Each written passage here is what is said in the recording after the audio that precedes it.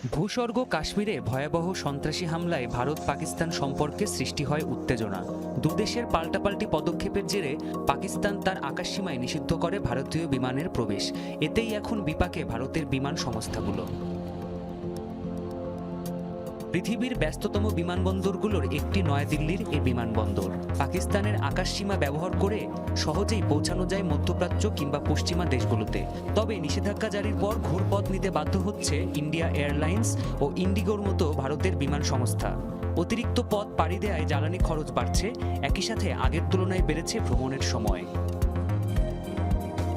Flight আওয়ারের তথ্য মতে বৃহস্পতিবার ইন্ডিগোর একটি ফ্লাইট নয়াদিল্লি থেকে আজারবাইজানের উদ্দেশ্যে রওনা হয়। ফ্লাইটটি প্রথমে দক্ষিণ পশ্চিমের ভারতের গুজরাট রাজ্যের দিকে এগিয়ে যায়, এরপর আরব সাগর পার হয়ে ইরানের ওপর দিয়ে গন্তব্যে পৌঁছায়।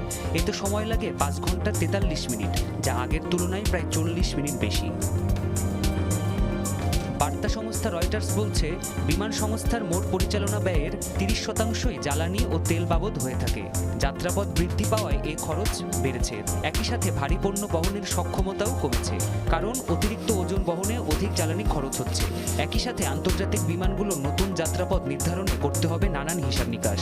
এরই মধ্যে কাজাকিস্তান ও উজবেকিস্তানের ফ্লাইটগুলো বাতিল করেছে বিমান সংস্থা ইন্ডিগো।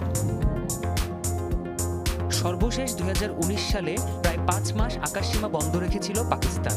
ভারত সরকারের তথ্য মতে ওই সময় দেশটির বিমান সংস্থাগুলোর প্রায় 700